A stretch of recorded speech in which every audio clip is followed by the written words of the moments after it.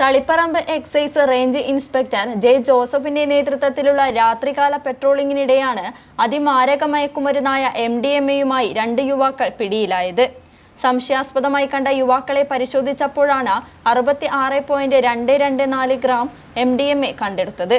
ചെറുക്കള സ്വദേശി MP നിഹാൽ, നാറ്റുവയൽ സ്വദേശി Abdul Fattah C എന്നിവരാണ് പിടിയിലായത്. MDMA വിതരണ ശൃംഖലയിലെ പ്രധാന കണ്ണികളാണ് ഇവർ. Assistant excise inspector grade Azeez, Rajeevan PK, preventive officer grade Muhammad Haris K, Vijith TV, civil excise ഓഫീസർമാരായ കലേഷ്, ഡ്രൈവർ പ്രകാശൻ M എന്നിവരുടെ നേതൃത്വത്തിലുള്ള സംഘമാണ് പ്രതികളെ പിടികൂടിയത്.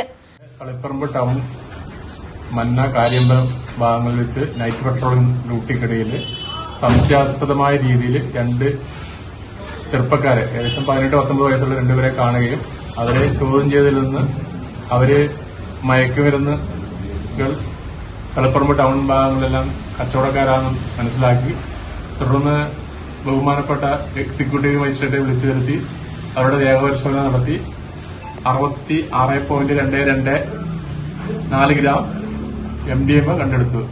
അതെ, ഇനിയും രാത്രികാല പെട്രോളിംഗ് ശക്തമാക്കാനാണ് തീരുമാനം. ഇവിടെ ചെറുപ്പക്കാരുടെ ഇടയിൽ ഇപ്പൊ യൂത്ത് മറ്റ് കൂടുതലായി ഉപയോഗിക്കുന്ന ഈ രാസലഹരിയാണ്. അതിൽ നിന്നും ഇവരെ മോചനത്തിന് വേണ്ടി നൈറ്റ് കാല പെട്രോൾ നടത്തണമെന്ന് മോളിൽ നിന്നുള്ള നിർദ്ദേശങ്ങളുമുണ്ട്.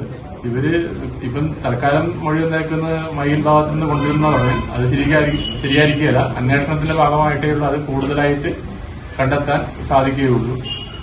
ഇതിന്റെ പുറകിൽ വൻ റാക്കറ്റുകൾ ഉണ്ടാവും. Taliparamba judicial first class magistrate കോടതിയിൽ ഹാജരാക്കിയ പ്രതികളെ കോടതി റിമാൻഡ് ചെയ്തു. കേസിന്റെ തുടർ നടപടികൾ വടകര നാർക്കോട്ടിക് കോടതിയിൽ ഹാജരാക്കും.